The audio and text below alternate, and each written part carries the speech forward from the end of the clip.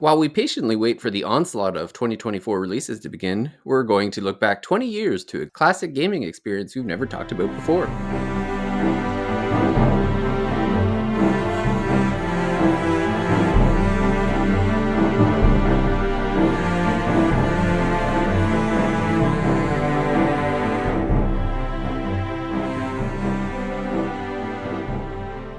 Welcome to The Thirsty Mage, the RPG podcast that consistently jumps backwards and forwards in time. This episode, we're traveling back to 2005, to a game that came out at the end of the Game Boy Advance lifecycle, the Legend of Zelda, the Minish Cap. Joining me this episode is an individual who could use a Minish Cap to find all the toys his kids have lost under the couch. It's Jordan Rudick. It's actually really funny. Every time we lift up the couch, like there's more toys under the couch than there is outside of the couch, like on the shelf or in the boxes or anything like that. So yes, I definitely need a Minish Cap to try to find everything that we've lost over the years, because inevitably we find cars like duplicates of one Hot Wheels cars or monster trucks or something that we've bought before, or marbles or marble run pieces. So yeah, give me something that lets me find all those things so I don't have to buy them a second time. That would be fantastic. Yeah, I'm pretty sure we're going to be finding Lego pieces till the end days, just Yeah. under every random thing in the house. Yeah, Lego pieces are a good one too. The kids aren't super into Lego yet, but once we get there, under the bed, yeah, under everything that has some kind of crevice or nook or something, there's going to be Lego pieces too. I mean, my house was like that growing up as a kid, so it kind of just makes sense. But And then my son's old enough now that we're trying to find Gundam pieces that he's dropped. yes, right. Because This could be even trickier. they're itty bitty, and he dropped two in a row that were so small, like they were smaller than my fingernail, and they were clear at the same time. Oh no! Yeah. And it was a nightmare trying to find them. Had the flashlight out, doing our best. We eventually found the two pieces, but 15 minutes of my life I wish I had back. Yeah, no, definitely that makes sense. Yeah, so getting into Minish Cap here today, Zelda game. I'm trying to think. Like, obviously, like we talked about Tears of the Kingdom, but we haven't covered a lot of older games in a while. Like I feel like it's nice to kind of be starting the year off by doing our classic thing of looking back at older games, because I'm sure we would like to do more of that. It's just been so tough to dip back into the backlog with all these new games. Well, especially last year, it just seems like it was one big release after another. So doesn't leave much time to kind of go back in time. No, and 2024, it's going to be, it feels like at least the beginning of the year is much the same. I mean, it's a triple header of Infinite Wealth, Persona 3 Reload, and Final Fantasy 7 Rebirth. Like, we don't have a lot of breathing room for, again, the kind of looking back we're hoping to do today. So I guess we got to savor it while we can. Yeah. Well, I was looking at the before Christmas, I was looking at the schedule and thinking like, holy moly, there's going to be so many big games coming out. Mm-hmm. And they're all coming out later. So I was like, I'll throw all these old stuff on my Christmas list. And kind of the whole reason behind playing the Minish Cap was I asked for a GBA SP, which I got from Santa. And yeah, it was back in the day. I remember the time period. Like the GBA, I think came out 2001. I think the first GBA came out, and that was when I had just purchased. I was going to university for the first time, Mm-hmm. and I had just purchased myself the biggest, baddest laptop out there. Yeah, of course. And if, I made sure that it was like, back in the day they didn't really have gaming laptops per se, but I made sure that the graphics card could handle as much gaming as it could take. So I was pretty well into PC gaming at that point. So no GBA for me, no Nintendo DS for me. That whole kind of decade of going to university and then graduating is kind of a blank spot for me, because I just wasn't into the handheld games at that point. I had myself a pretty high-end laptop, so it was I had my high-end graphics on the go. Yeah, I mean, I think we're kind of in the same boat a little bit there. Like, I would have had a GBA, but I don't remember a ton of games that I would have played on it. Like the Pokemon games for sure, Fire Emblem. But I don't think I ever owned Minish Cap. My brother might have. We both would have had GBAs. But yeah, I might have been more into PC gaming at the time. This would be the GameCube era, and again, GameCube is a little bit of a blind spot for me as well. Like it just wasn't a console that I spent a ton of time with. So maybe you and I were both a little bit more into PC gaming around the time of, I guess, this console generation where it's GameCube and GBA. Because I wasn't super into Xbox or PS2 even. Again, we never had an Xbox. We did have a PS2. I think we got it later, and I don't remember playing a ton of games, at least in my house on PS2. We played. I would play sports games at my friend's house, but yeah, it's just a 5 to 10 year period of maybe Nintendo games or even console games as a whole where I would have missed out on a bunch of classic ones, and Minish Cap among them. And even looking back on, like, now we're kind of anticipating a new Switch coming out any day now. It's funny to look back on like the release schedule of when everything was coming out, because we had like the original Game Boy Advance. Like I said, I believe it was in 2001 when that one first came out.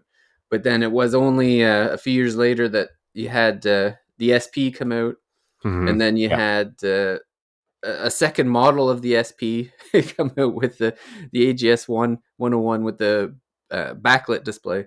yeah, the Uh, clamshell.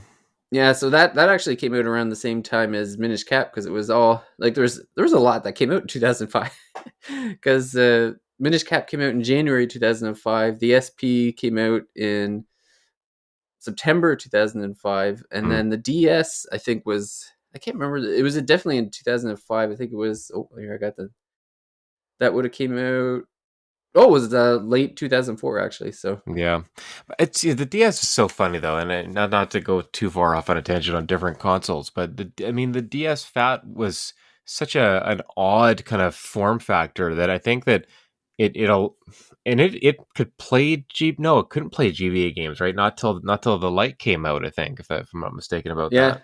yeah, no, I So think you you're you right. had you had you had a console like the new portable console come out that I don't know that it was heavily adopted until the revisions came out. Right, the DS Fat was just this weird kind of bulky like behemoth of a unit. And I had one at launch actually, but I rarely used it. Like there wasn't a ton of great games from the hop on the DS Fat, so it was a for a lot of people I think it was a good time to maybe get into GBA games, and then what would be nice is if you did pick up a bunch in 2004 or early 2005, you'd be able to play them on your light a year or two later. Well, and the other thing too is like even when the light came out, it would only play GBA games. It wouldn't play original Game Boy or Game Boy Color games, Hmm. which was a kind of another reason why I wanted a GBA now, is because I wanted to kind of get into some of the old Game Boy games. Like one of the games I got for Christmas is Link's Awakening, the original Yeah, Game Boy cartridge, and nice. I'm about 3/4 of the way through that game now too, and You're just flying through these old games now. I know. You've had a very productive holiday. I know. I've been all I've been doing is gaming, because after Christmas I went into a retro game store and discovered Final Fantasy 20th Anniversary Edition for Mhm. PSP, and I've been playing through that, and I've already come across things that I've never seen before. So I thought that was quite I mean, interesting. this It is the feels least like, surprising story of 2024 is David playing Final Fantasy 1 again. yeah, We're coming full circle once again with that title. yeah. I'm not as far into that one. I'm right in front of the Marsh Cave. I've been too scared to go in. You gotta hype yourself up. I can understand that Yeah. takes a little while. Well, it's a new version. I don't know how difficult it's going to be. I know it's going to be Mm. difficult, but I just don't know how difficult. If So you've I'm got like, your do it. 99 potions, you're probably gonna be okay. I saw I'm going to you have put a to. white Yeah. mage on your team at least, so that'll help. Yep. Yeah, I got it. Well, somebody's got to drag the carcasses out of the cave Hmm. after we Hmm. get decimated by the wizards. So, Yeah. but yeah, I guess we'll get back on topic with the Minish Cap. So, interesting game. Like, this was kind of the era when Zelda games weren't being made by Nintendo. They were actually being made by kind of a joint Capcom Nintendo relationship, I guess. This was around the time, I guess. So it's funny that the whole story is all these things going on around this time period are pretty interesting. So Capcom made a boatload of money with Street Fighter 2, billions of dollars, and one of the people behind it, Yoshiki Okamoto, I hope I pronounced that even somewhere close, after the success of Street Fighter 2, decided wanted to start his own company. So he started Flagship in 1997, and the personnel and startup funds were actually provided by Capcom, Sega, and Nintendo. So basically, these companies gave them money to make games for their. Sega had there was a couple Dreamcast games there. Nintendo had them make GBA games. There's a game they actually did the Resident Evil 4 GameCube Hmm. um, port. The two Oracle games on Game Boy Color as well. I guess that would be I think that must have been the first Nintendo games that they worked on. Yeah, Oracle Seasons, Oracle Ages. Yeah, Hmm. were their first for Game Boy Color. That was their first Nintendo ones. Yeah. And then Link to the Past wasn't the Four Swords Right. after Yeah. that. I always forget about that one, and I did own that cartridge at some point. I mean, maybe we were talking about this just before we started recording about like the GBA being like a portable Super Nintendo, and there you go. Like it did have ports like that one, right? Yeah. Well, and then I remember their like Super Mario World was ported to GBA because I see that in retro game stores all the time, and Hmm. so yeah, it was just for me, you know, turning on Minish Cap and then seeing the Capcom logo, and I'm like, oh, that's interesting. Yeah, it's funny. You always think just the Zelda's always just been like this Nintendo thing. It's just surprising to think that they would have passed on you know, the torch to Capcom to make these games, but I mean, I guess Zelda had gotten so big by that time that the main team from Nintendo working on those games would have to be focusing exclusively on the console versions, right? Like so Wind Waker, I think, is a couple years before this, maybe 2002, and then Twilight Princess. You're gonna have two Zelda games on GameCube, which is odd, right? To think of like two big Zelda games on the same platform. Obviously, Twilight Princess would also release on Wii, but GameCube still got two within its like when it's short, not super successful life cycle, right? So that's funny to Mhm. think. So it makes sense. Like you've got that main team working on the console versions, and then but you still want to make portable ones because your teams are kind of split up. So farming it out to I guess this new studio who's already made a couple of Zelda games for you. I don't know how successful the Oracle games were, but at the very least, like they have some chops there. So, Mhm. Well, and I mean, they had big shoes to fill after Link's Awakening too. So oh, absolutely, yeah, yeah. yeah, I'm pretty sure they came after. What year was Oracle Ages of 2001? 2001, I want to say that Yeah, might. so Link's Awakening I think was in 98. I want to say. Oh yeah, yeah. It was definitely before, and there were multiple versions of Link's Awakening, right? Like it came out, and there was Oh, the on the 93. yeah. It Yeah, was a even while before that. back because Yeah. then they had the colored up version for Game Boy Color too, right? So Oh, that's the it one might that have been came a out in re-release in 98. That's why I 98. was Yeah, thinking of yeah. that. Yeah. Yeah, and yeah, and a great game in its own right too. So Mhm. well, and there's like with the small Game Boy cartridges, I'm always amazed at what they were able to jam pack into that I game. mean, even with Minish Cap, I'd say the same thing. Like, I think it's a very densely packed world. Like, it's kind of crazy how much side content there is, items and things to collect. Like, I mean, we're gonna get into it in more detail, but there's a lot of game here. If a lot of Yeah. hours you put into this game, if you want to mainline it, it's not super long. But if you want to do all the extra stuff, like there's a ton here. hmm well, yeah. Let's get into it then. The Minish Cap. I guess we'll just. Well, I guess I'll start by saying like we're going to be talking about the fine details here. So please be warned. Spoilers aplenty. Yeah, definitely more of a spoiler cast Yeah, here for this this one. this is basically a For spoiler this cast. So 20 almost 20-year-old game.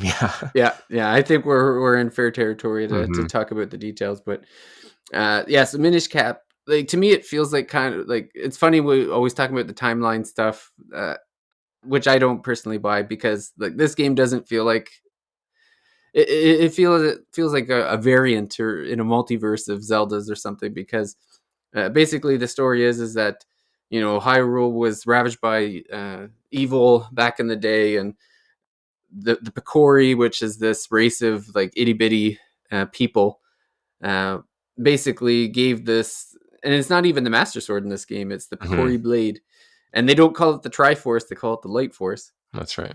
They bestowed that to the people of Hyrule to kind of expel the evil from the land, and I guess every 100 years the Picori return. I don't know if it's necessarily to do anything. It's more just like they have the opportunity to converse with the Picori every 100 years, I guess, or there's a door between the worlds that opens every 100 years, Hmm. and so it begins with Link and Zelda. So they're kind of children in this game, I guess, like 10, 12, it seems, and they begin with Zelda knows Link. It's kind of a Link to the Past feel to it, where Link's Totally. house is kind of south of the castle. He lives with like the weapons master of the land. So Link and his family, or Link and his, I can't remember if it was his grandfather or I his think it's father. grandfather. I think, That's what yeah. I thought too. I Yeah, looked it up because I saw in the notes you'd put son or grandson. Then I had to think about it, even though I was just literally just playing it last night. I think it's grandson though. Yeah. yeah. So yeah, so his grandfather is like the weapons maker for the king. So they're in with the royal family, or whatever. And Zelda knows Link, so Zelda actually comes. The game starts with Zelda coming to Link's house to say like, oh, there's a festival in Hyrule Town, which they call it, and they go through the festival or whatever, and then they head back to the castle, and the main antagonist of the game, Vati, appears and is looking for the light force in order to kind of like control the world, I guess. Like he's a sorcerer, uh, and he kind of recognizes Zelda's potential of getting in his way, so he Yeah. turns Zelda into stone. And basically, the premise of the game is, oh, and he breaks the Picori blade, or I'm pretty sure Vadi's the one that it breaks anyway. I can't remember if it's Vadi that breaks it or if it just was broken because of age or whatever. But Link is kind of tasked with trying to discover where the Picori are, and bringing the Picori blade back to its kind of full strength in order to stop Vati.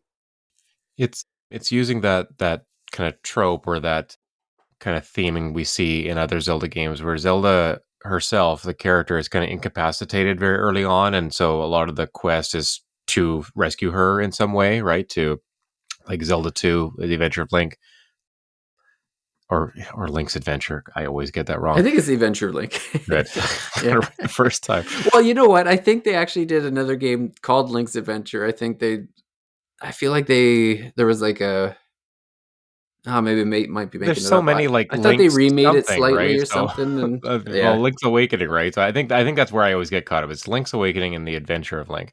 At yeah. any rate, yeah, like Zelda's sleeping in that game, and so by the end of the game, you have to try to wake her up like that. That's part of Link's quest. Is that yes, he has to defeat Ganon, but he also has to rescue Zelda.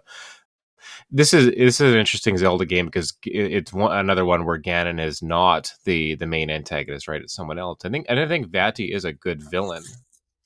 I think it is someone that you see him early on. You see kind of the evil deeds that he's doing, or the his pursuit of power and things like that. So you do feel compelled to kind of stop him. The game does a good job of like early on kind of putting in cutscenes with Vati and Eslo, and you see that kind of conflict between them. And so there's not a ton of story to this game, but I think what there is interesting. Oh yeah, yeah. Well, it's kind of like any Zelda story where it's like there's kind of this overlay of like here's the premise, but really it's just the adventure that you're on for the most part, and you For kind of sure. get some tidbits along the way. Yeah, in typical Zelda fashion, you're kind of making your own story, right? Like Yeah, it is Link's adventure, or the adventure of Link, and that's you're kind of like just playing that out. So it is in a way your own story, and you do get to name this Link character as well. And I think in a lot of the games you do, but I did just kind of. I'm always maybe torn about what to name Link in a game like this. Like, do I just call him Link? Do I call him my name? Do I do I just make up a funny name? Like, it's just odd to see a character that you know as Link called something else. So I often just go with Link because I want him to be referred to Link because that's who it is in my mind. yeah. Well, that's what I named it. It's funny because when you said that, I forgot I had the opportunity because yeah, I just Yeah. chose Link. And I know in Link's Awakening, I'm doing everything in my power not to steal the bow, so that I won't be called thief throughout the game. But yeah, I guess the Minish Cap part of the game is Link basically discovers that the Picori are in this forest in kind of the bottom right hand area of the map. So you head down there looking to figure out how to make contact with Picori, and Link comes across Eslo, which in his first meeting, Eslo is like this talking cap that's being attacked by I can't I can't remember if it's the things that spit out the nuts, but he's basically being attacked by a couple enemies, and you kind of defeat the enemies, and then Eslo jumps on your head, and now you have like a talking cap, Yeah, which that's your is hat now. essentially yeah, he's just your hat, which is basically Eslo kind of works like I would say like the owl in previous games, or like this kind of uh, narration of like explaining things as they go along, or you can hit a button to talk to Eslo whenever you're lost in the game and not sure what to do next, and Eslo will be like, "Well, maybe we should go here," sort of thing. So it kind Yeah, of he like does. He does a acts good as the job guide. of guiding you, right, or Mm-hmm. or leading you. Like he'll have like some funny quips after that, but he'll cycle through the dialogue and you'll get back to the, oh, I think we were supposed to go here, kind of Yeah, hint, Yeah, he's very much like the Navi, like fairy, kind of following you around, giving you advice. Yeah, every Zelda game seems to have like one of these characters now, where they are meant to just kind of shepherd you through the adventure, shepherd you through the different goals you have to accomplish. The funny thing is, like, it's not a large world, but I think Eslo does a good job of not being super annoying, but being helpful enough to kind of keep you on the main story track. yeah. I think one of the funniest animations in the game to me is if you go back to your house with Eslo. When you first enter the house, Eslo's like, "Yeah, this is a nice house. Where will I sleep?" And Yeah, that's good. and so if so any time in the game you can go back into your house, go upstairs, and you can go into bed to regain your hearts. But it's the funniest animation because Link and Eslo sleep next to each other, Right? Yeah. and so when the sleeping kind of animation's done, Link takes the blanket off and he kind of looks over at Eslo who's sleeping beside him, and Eslo's not waking up, and Link has to like shake Eslo Yeah. Yeah. That's to funny. to to wake him up, to put him on his head, and then to recontinue the adventure. And I every time I do it, I just laugh because I'm like, Yeah. it's just so funny. And the funny thing is there's two beds in the room, and yet Hmm. they still sleep in the same one. I don't know. It's so Of funny. course. Yeah. Well, I guess the grandfather must sleep in the other one. Is that the idea, right? 'Cause they're living together. Yeah, it must be. Well, there's Yeah. only the one bedroom, so I guess so. Yeah. It must be. Yeah. Just speaking of that, like something I added to the notes last night was this idea that Link, the character sprite on screen is very animated, and I think you do get a lot of personality from him in this game. Like obviously, like Eslo, brings it out, and he's the representative of, I guess, the narrator here in some ways. But there's just a lot of times where I noticed, like, yeah, they're borrowing for like the Wind Waker sprite, which they would do for the handhelds kind of starting at this point, right? So Phantom Hourglass and Spirit Tracks, they're all kind of using that Wind Waker art style and Link version of Link in a way. But yeah, no, I feel like there are a lot of times where the expression is animated, or Link is like making sounds. Like I thinking specifically about like the minecart in the second dungeon, Oh where yeah. he's just screaming like Yeah. constantly, and his face is like it's kind of elongated, and his hair is kind of flowing a little bit, and Hat's it barely just keeping on his head. exactly, and it's just Yeah. like, wow, like this is a very animated, full of life version of Link that just a nice contrast to some of the more subdued characterizations of him. Yeah, well, that's the just the overall kind of look of the game took me by surprise because Yeah, uh, it's very even for like the SP, it's a very colorful game. It's like yeah, totally. I don't know, just going through everywhere, like everything seems very well designed. Like you said, the animations are good. Like all the movements are neat. Like I love near the end of the game, one of the final items you get is it's like a Rock's cape, I guess it is, Yeah, right. where like you're like jumping through things, and then there's like different levels of the screen where like you can jump up through grates to get to like this to these like catwalks, I guess, or Yeah, whatever, yeah, and you can kind of jump through them, and it adds kind of the layers to the screen. And I don't know, just they did I think they did a fantastic job. And again, these kind of late in the life cycle games seem to really have figured out the systems that they're on, because he's hmm like in this case it just feels like it's taking like full advantage of the GBA. for sure. I mean, yeah, it's got to be one of the best looking Game Boy Advance games out there. Again, not to get into the whole GBA lineup or anything like that, but yeah, this one does. You can tell like it's kind of at the end of the life cycle, and they've really kind of squeezed probably every last drop of power they're going to get out of the console to do something that looks so good, plays so good, all that stuff. There's also, I was just thinking about it, a lot of Link's items, or a bunch of Link's items in this game, involved him kind of, again, animating in some complicated or interesting way, right? Like the mitts that allow him to dig, right? Like when you're doing that action, like it's Link moving around a lot, and that you mentioned the Rock's cape, kind of literally flying between He looks like floors. Wolverine to me when he does the Oh with the yeah, of course. How can you not think yeah. of Wolverine there? Yeah, but yeah, it's not like a game like Link to the Past, where all of the items, like Link is kind of just throwing something, or casting out like his wand to do a spell.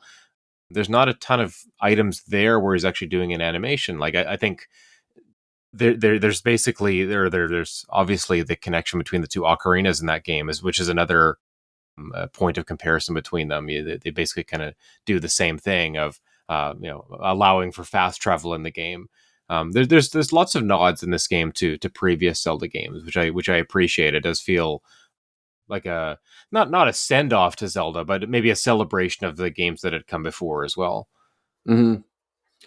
And then the kind of signature mechanic is Link's ability to become a Picori sized, which again, well, the animation of it happening is quite neat. So there's there's these jars that are spread throughout Hyrule, and Link is able to kind of jump on the jar and then teleport or transform into this little Picori character.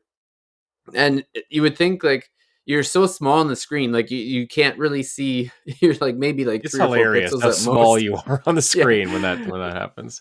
but you have like it still feels like you have full control of Link. And then you have like, I love how they have like a little avatar picture of Link's face with like Yeah, pointing yeah, at the little dot, like yeah, this is Link. And you can still kind of do like your roll move to go a little bit quicker. And it's just the seamless inclusion of like these little holes.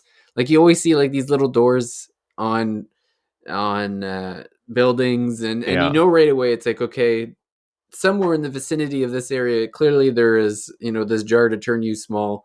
Yeah, There's exactly. You kind of start looking for it, right? When you see yeah, the small doors, or the a mouse small holes. hut, or yeah, they do look like mouse holes, or you see Yeah. like a vine climbing down off of somewhere. You do start your brain kind of starts thinking, okay, well, at some point I am gonna go to Picori size here, and I need to be looking for when that's gonna happen, or think about maybe that I need to come back here at some point, right?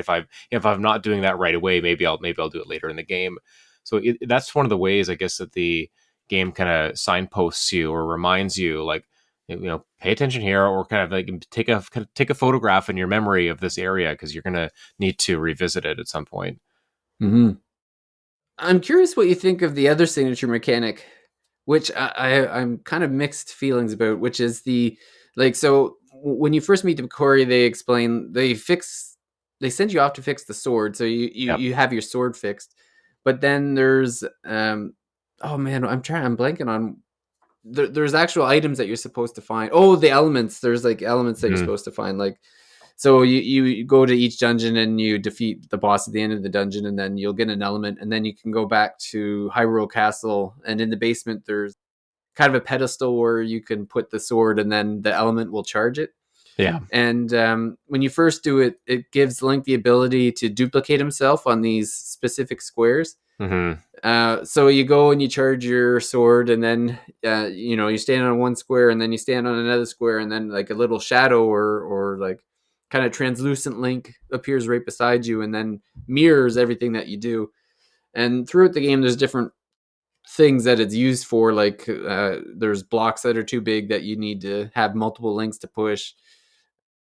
Late in the game, they kind of really maybe it's just the late game part because it feels like they really lean into it when you get up to 4 links, and the end bosses are like very dependent upon mastering the ability to control 4 links at the same time. Hmm. I guess maybe that's what it was. Like as a puzzle mechanic, I didn't mind it where it's like, here's these squares and you got to figure out, or sometimes they'll give you like multiple squares and you'll have to figure out which squares you need to stand on in order to kind of get link around obstacles to the Yeah, point where you yeah, need to use them, sort of thing.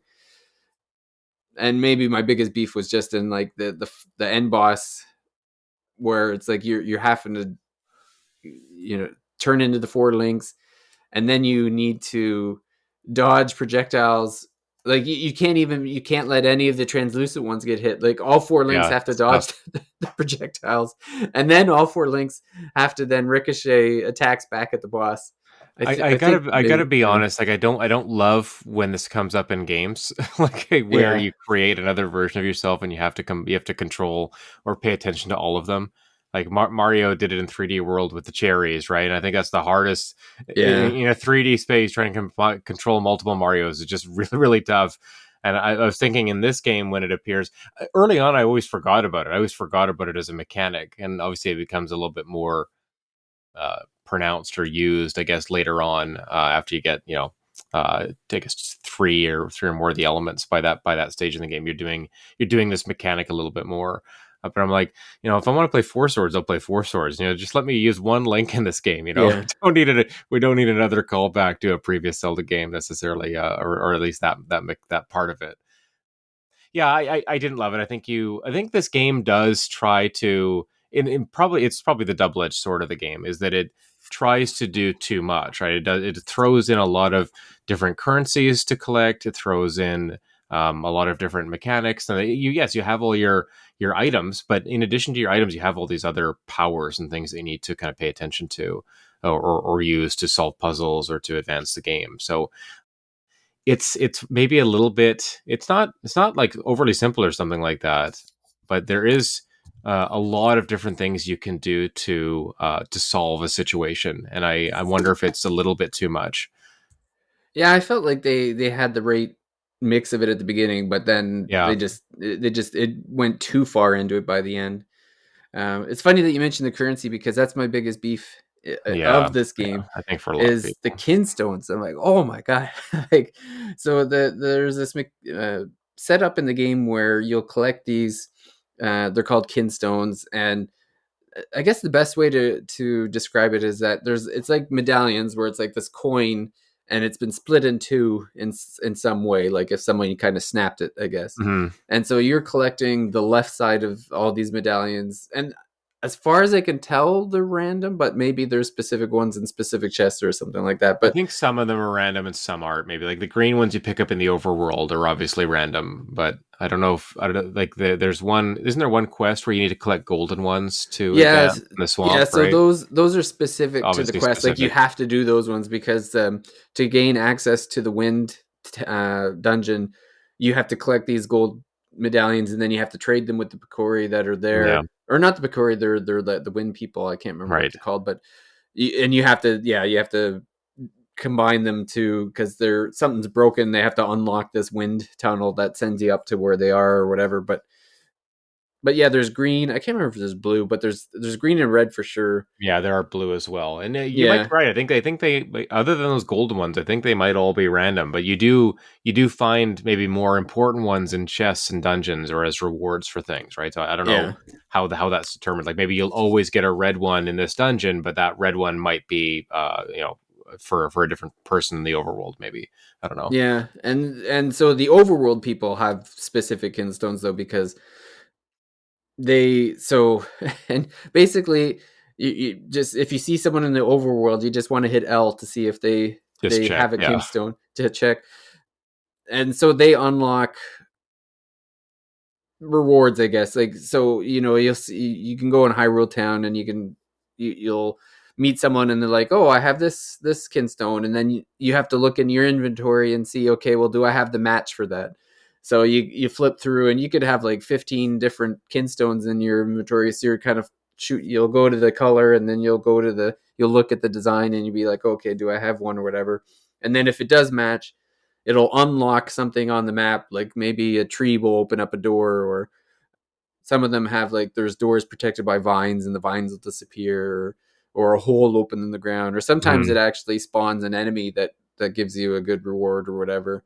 And I can the one thing I appreciate is that it puts it on the map and it stays there so that you'll know, Yes, yes, like that if you is want to nice. look later on, like you don't have to do it in the worry that you might forget about it. Like it is there, but it's like it's just could be just random. Like you'll be in Hyrule Town and then it'll just open something somewhere in the like way off and out of your way, and you're like, it's like I already did that dungeon. I don't know if I need to go back there. Now I gotta drag my rump all the way back there for Mhm. you know. I think a lot of times there'll be like a heart piece or whatever that you can unlock, but At least a heart piece is worth going back for, but if it's like seashells or rupees, like especially in yeah, this game, rupees like A, they're not super valuable. There's not a ton of stuff to buy, and B, like if you already have like a high amount and you don't have the a bigger size wallet, you just be wasting them anyways, right? So yeah, it's the funny thing about having another currency in this game. It kind of maybe devalues the other currencies, right? And so you have having three currencies in this game. I think is too much for what you can use them for, right? Like so yeah, the kinstones. I think we aren't the only people to have qualms about that system. I think it's well meaning, but I think the execution just didn't quite work out. I like the idea of talking to people and opening up little dungeon areas or little spaces where there's treasure, but it's weird to find a treasure chest that has a kinstone and that's just going to lead you to another chest. Like, why not just give me the rupees at the beginning then? Like, yeah, what to what purpose does this serve other than just kind of busy work, right? yeah, And then the seashells, like you're literally just using this one currency for buying these figurines. And I've never really understood like kind of having a ton of collectibles in a Zelda game already. Like you spend the whole game collecting stuff. Like why do you need to also spend like an extra currency to collect another thing that you can't really show people, right? Like yeah. there's no online functionality. It's not like collecting trophies in a PlayStation game or Xbox achievements, and you're kind of showing that off somewhere. Like this is literally a single player game that you're not necessarily going to show with other people. I don't think there's any online functionality or anything like that to this game that it ever had. So No, collecting 100 plus of these statues, and I think at some point you can unlock like a sound test or whatever, and that's cool. But yeah, I just find it's another collectible thing that doesn't really fit to me. yeah, I was reading up because I guess there's 136 of these Yeah, figurines. that's just crazy. Yeah, and yeah, if you get 130 of them, you get access to the music house, Yeah, which I yeah, guess has a piece of heart, rupees, and the phonograph. And the phonograph is like the sound that's the thing, I guess. sound But test, right? Yeah. then I just and but the way that it works too is that the figurines are random. It's funny because I've been playing Danganronpa, and Yes. and this they must have got it from this because it's, well, I guess it's kind of gacha anyway, so it's like Yeah, it's just probably, a classic gotcha yeah, mechanic. because it's like, well, you start off with 100% chance of getting a figurine that you don't have before, and then every time you go in, like you can give one seashell and you get a spin, and then you could keep doing it, but eventually it gets to the point where the odds of getting one you don't have go lower and lower. But if you Mhm. give more seashells for that one roll, they increase the odds that you'll get a new figurine. So there's like this motivation to spend more seashells for better Yeah, guarantee to of make getting these. sure you get a new one. Yeah, And then I'm thinking, like, how many friggin' times am I gonna have to spin this thing to get 130 figurines? I'm like, no thanks. and I did again, like three, and then I was good. what's the point of having duplicates? Like this is a single player Zelda game. Like what Yeah, you're not. I don't think you. I don't know if you get any like rupees or anything for them, or some kind of other currency for getting the duplicates. Maybe you do. I don't remember, but again, it's just one of those things that kind of just turns me off of in a Zelda game. Like, why having a gacha mechanic when, again, you spend the whole game collecting things. Like, I don't need to collect a third thing, third thing, and then the fact that like I might spend those seashells and get not get something new that I need for my collection is just kind of disheartening. So, kudos to you if you're a completionist and you have to see the game to 100%, and you have to collect all these statues. But it just never really a part of the experience that I would gravitate towards. Yeah, I don't even understand. Like by 2005, I don't. I guess they were still padding out game times at that point. I suppose. I mean, we're still seeing it today, right? Like you mentioned Yeah, Danganronpa. I mean, that's not the only one. There are modern games I can't think of at 7 or 8 in the morning over here, having just woken up. But other games do this too, like what ways. But again, it, I was gonna say like Smash Bros with like trophies and stuff like that.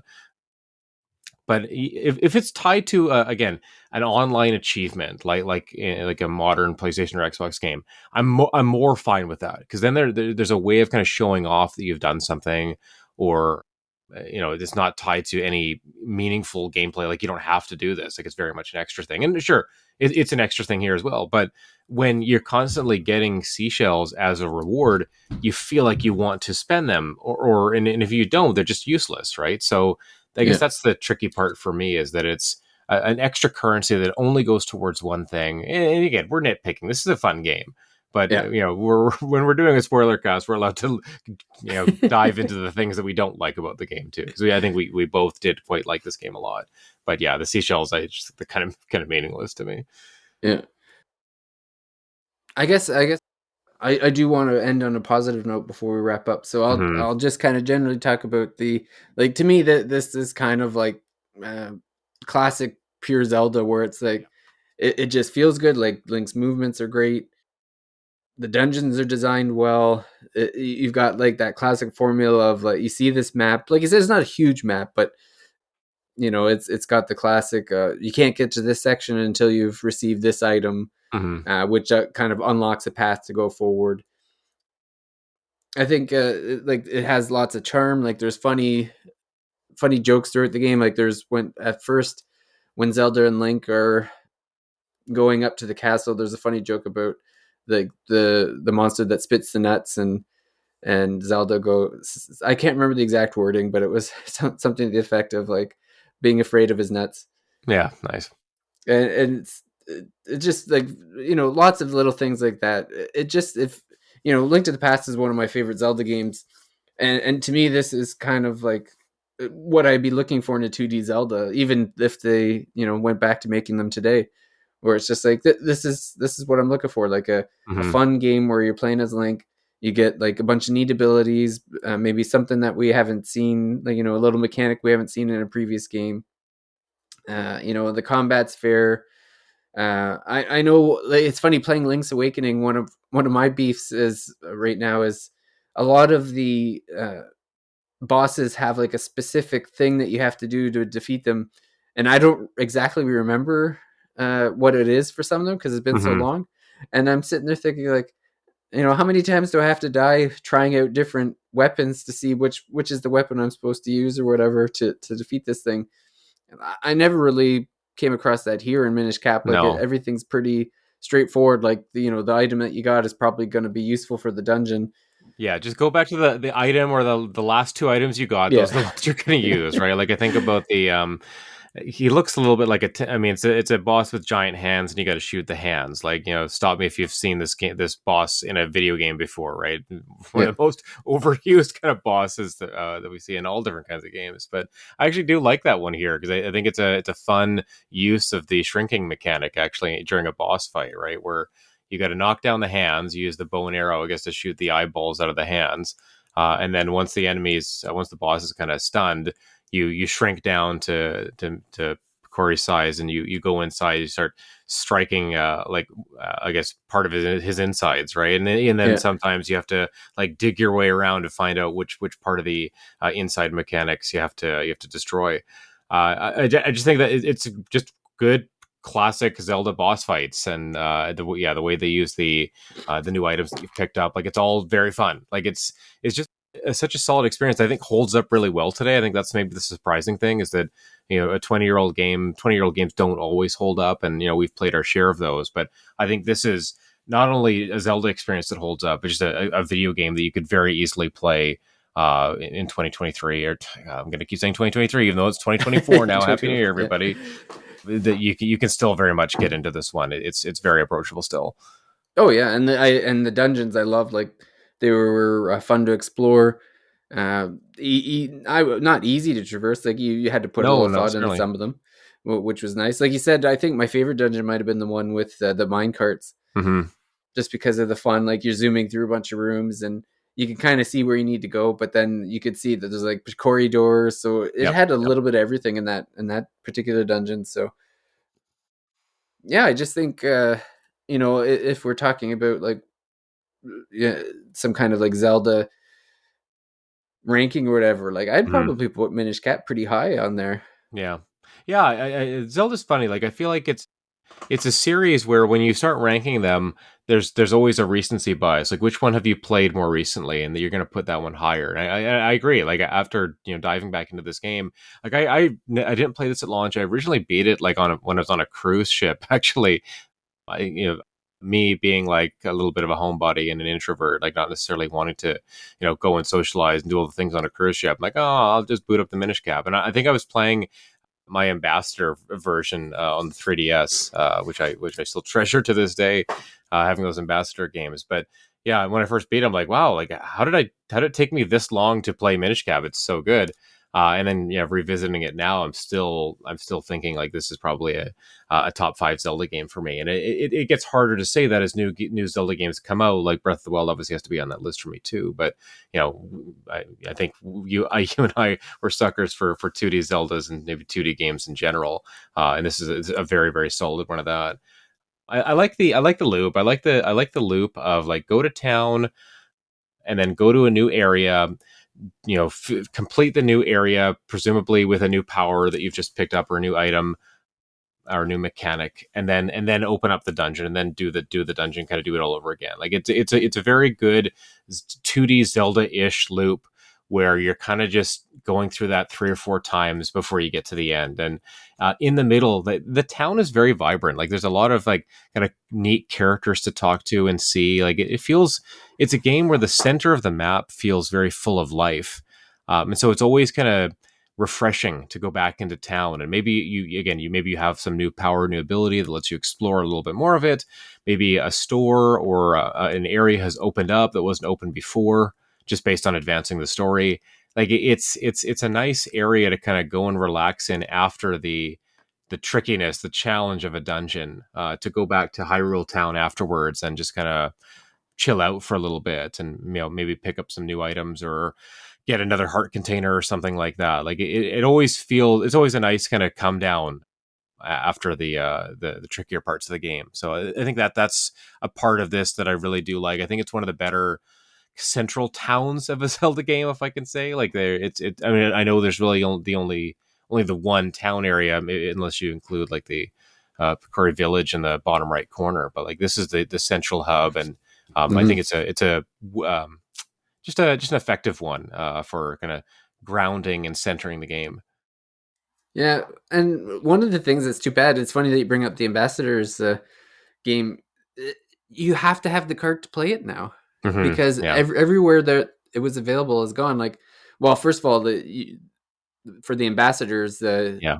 unless you bought the 3DS at launch, You weren't you going to can't get get it. in there. Yeah, the fact that I mean, again, the fact that they never had GBA games on 3DS was a travesty. I can't believe they Yeah, didn't. I mean, I thought for sure after the ambassador program came out, like we were going to get GBA games. Like that felt like the window into that future possibility. But the fact that it never materialized was kind of crazy. So the original launch 3DS had GBA games, 10 of them, but by the end, the 2DS XL never got them. Like it's a yeah.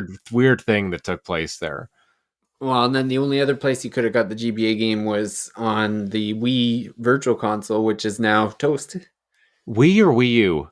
Or Wii U, sorry, I Wii U, meant Wii yeah, U. because the Wii U Yeah, had GP games, which is again I don't know if I ever played this on the tablet screen, but it would be a good game to play on the Wii U tablet handheld. Yeah. Yeah, it would probably look pretty good. Like Yeah.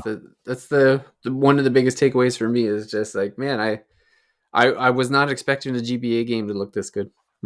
Yeah, no, I have some fun, a little bit of fondness for the Wii U tablet, just because I played a lot of games in bed with like the Wii U console set up behind me, like in a room behind me, and then playing in bed with the bed, kind of head of the bed, Yeah. sharing that wall with the TV and where the Wii U console was set up. I played Mario 64 like that. I played Metroid Fusion, I think Zero Mission as well. Like I do have some fondness for that. I mean, I probably owned Minish Cap and maybe played a little bit there as well, but. Yeah. Yeah, no, and then now of course it's on the Switch, right? And that might be the best way to play it now if you don't have access to the original cart because it's got the save states and it does look and play well on Switch too. So Minish Cap is available on Switch? it is, yep, yeah. So if Oh you're, man, I yeah, didn't know that. you have to own the expansion pass. So if you have the NSO like online service, and then you get the expansion pass, which is a pretty good value, and I don't think it's that much more. I think it's like an extra 30 or 40 bucks a year extra. You get the Mario Kart DLC, which is probably one of the biggest selling points of it. But yeah, you get GBA games as well, and Minish Cap was one of the initial kind of 9 or 6 or 9 games that came out to the service too. That's where I was playing it. I was playing it on Switch on that service. So that's probably the, I guess, the easiest version to people to get into. Yeah, I'm just looking at that list now. Super Mario Yeah, Brothers 3, Super Mario Advance 4, Super Mario Brothers 3. yeah, that's a Okay. mouthful. Yeah. Oh, Superstar Saga, Mario Kart, WarioWare. Oh, okay. Hmm. Yeah, Yeah, I don't there's have the decent NSO games. There. anymore, so I didn't realize it was in there. Yeah, yeah. No, I thought, I knew you were playing on the cartridge. I'm like, yeah, I don't really have a lot of my old GBA cartridges, even though it would be nice to hang on to a bunch of those, especially ones like Minish Cap and the Fire Emblem games too. But Yeah. yeah. So if you got a Switch and you have the expansion pass, like this is a really good Zelda game to get into. If you haven't played a Zelda game in a while and you're just looking for like that classic experience, like Minish Cap kind of delivers that for sure. Yeah. While we wait for another 2D, hopefully one day. Yeah, it's probably going to take Capcom or someone not Nintendo to make it because they have their hands full with whatever the follow up to Tears of the Kingdom is going to be. Like it takes them so long to make these huge games, these huge console style games now that a 2D Zelda, it almost falls into the lap or falls into the hands of indie developers now, like to make Zelda, Yeah. these smaller Zelda type games. And for the most part, we've seen some good ones definitely. Like Blossom Tales was a really good version of a Zelda game, 2D kind of Zelda game, and we've seen others as well. But there's something that can be missing from those, that kind of signature Nintendo or Zelda franchise touches that we are really fond of. Just the callbacks to older Zelda games. I think I always love to see those in a later or more contemporary Zelda release. So Well, my yeah. fear too is that any future 2D Zelda will be more like Link's Awakening on Switch, where it's like I guess we're older, so maybe that's why we prefer the pixel based Mhm. 2D. Where yeah, I just like that style of game more than the. I don't even know what I would call the Link's Awakening style. Like The it's remake, yeah. yeah, like the remake. I just don't find that as appealing as like the pixel look. Like even something like Eastward, Sure. whereas like it's still pixely and but it's I don't know. It's more of it's hard to describe. It just seems a little more advanced pixels, I guess, Yeah, I mean than they've something like obviously this. But like I still kind of prefer that modernized it over a bit. that kind of chibi look of Mhm. the Awakening remake. Yeah, and I don't know that if they do another remake, if Grezzo does another remake of the Zelda game, which kind of makes sense. Like I think that game sold pretty well, and I think it was received pretty well too. So it's surprising that maybe they will do Minish Cap, or maybe they will do what would the one or both of the Oracle's games. Apparently, there was Yeah. supposed to be a third Oracle's game. It would be really cool to somehow unearth that. I don't know how far along it was in development, but that'd be really a neat kind of throwback if Grezzo was able to do that one. Yeah, I mean that art style I thought was fine. Like I liked it, and I think I probably still do prefer the original. That's just our us, that's us showing Yeah. our age, I guess, right? Like that Maybe. we do like the older games, but. Yeah. Yeah, I do hope there's another 2D Zelda on the horizon. There's something kind of just magical about that series and that perspective for us. And I can't always put in like 60 to 80 hours in a Breath of the Wild or Tears of the Kingdom. So having a tighter experience like Minish Cap, like, and it is, you can beat this game in a handful of hours if you want to. Yeah, I think I did mine in about 10. I think it Yeah, was like yeah. 8 to 10, something like that, which is kind of Mhm. the a really nice session. Like it's long enough where you feel like you got had a good time, but then Mhm. it's not getting stale, or you don't feel like you're just spinning your wheels or whatever. And how much would you say of like the side stuff? You weren't trying to find or collect everything because obviously No, that's I gonna was pretty drive much gonna drive you to mainlining for the most part. gemstone madness trying to get all the heart Yeah. pieces and everything right. No, So no. I don't I probably only had I had maybe 2 or 3 hearts past the first line. Like yeah, I sure. And yeah, I that's all you didn't. need, right? Like Yeah. I don't think it overall that it's a super difficult game. I think the ending parts can be a little bit tricky, but this is one among the harder Zelda games, I would say. Just have a fairy in a bottle and you're all right. Exactly. Yeah. Yeah. Good call. I think that'll take us to the end of our Minish Cap episode. It was nice to kind of go back to an older title. Again, I know I think there were times on the podcast where we tried to do like, okay, every month we're going to do like one old game, one new game, maybe one themed kind of episode, and that quickly it falls apart when new games are kind of just coming out every week, and we Yeah. feel compelled to cover them, and because they're so interesting to us, and they're kind of in our wheelhouse too. Like again, the next 30 to 45 days, like it's 3 games that people doing this podcast are very interested in. So you're going to be hearing about those games. But when we do have a spare minute or a few hours, and we can throw them into a Game Boy Advance game or a Vita game or a PSP game, like we're still going to try to do that. So I, I haven't even got a chance to, but we'll probably just have to do an episode on it. But I have to talk about Game Pass at some point. Like I've been playing Game Pass every single night. I got an Xbox like just around kind of Boxing Day, around Christmas time, and I I've been low key obsessed with it. Like I'm so into the Xbox ecosystem. I've got the app on my phone. I'm tracking my achievements. I'm collecting the Xbox points and hopefully redeem them for something down the line. But I'm feeling like an Xbot, An an Xbox Xbox fan, boy. something like that. You take your pick of moniker. That's me right now in Microsoft land. So yeah, it's funny to have all the platforms available, and now again, it was already a wealth of riches before. Now it's just silly how you kind of have to hone in on one system at a time. Like, okay, I'm only going to play Xbox for the next 2 months. And now I've got the problem of like, okay, where am I going to play Infinite Wealth? Like maybe I have to pick up the Xbox version just because I'm so comfortable playing Xbox right now. But Oh. yeah, Have but you played much Starfield? no, I haven't gotten into Starfield yet. So Yeah. I've finished the Outer Worlds. I finished Like a Dragon Gaiden. I played Slay the Spire for the first time. It's been a great opportunity for me to finish games I was interested in, or just try out games that people have been talking to me about for years. So I can see why all of these games are good and fun, and for them to be on Game Pass is awesome. So, Oh, but before we wrap up, I'll give yeah, you one yeah, Game Pass game that you might not have played sure, yet that you sure, should try. done. Jusant. I haven't played it myself. Oh, the climbing game. I've The heard of climbing it. game. It looks Yeah. pretty neat.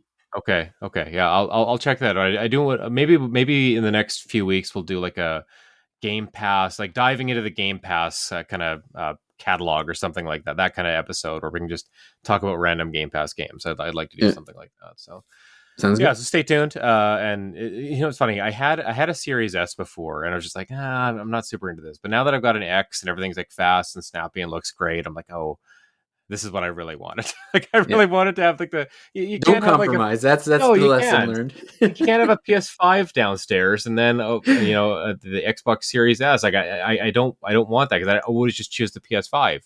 Yeah. So but to have the both of the two powerful versions, I'm like, okay, now I'm content here. Now I can just settle down and just enjoy it. So yeah, so more to come on that. But yeah, thanks everybody for joining us for this Minish Cap episode. If you want to hear more classic game episodes this year, please let us know.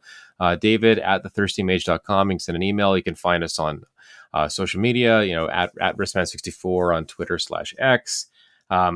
Reach out, or even just comments on the podcast episodes. I think Spotify, you can ask questions. We have a Discord channel for the Thirsty Mage. Hop on, let us know if there's a classic game you'd like us to talk about this year, because it does feel like another year where we're going to get bogged down with new, hot releases, and our plans to tackle the backlog, or at least, and certainly to do episodes on the backlog, kind of quickly fall by the wayside. But we don't want them to, if people want to hear those. So please let us know. Yeah, that'll take us to the end here. Thanks for everybody for listening. Hope you have a great week ahead, and we'll see you next time on the Thirsty Page. Bye for now. Bye.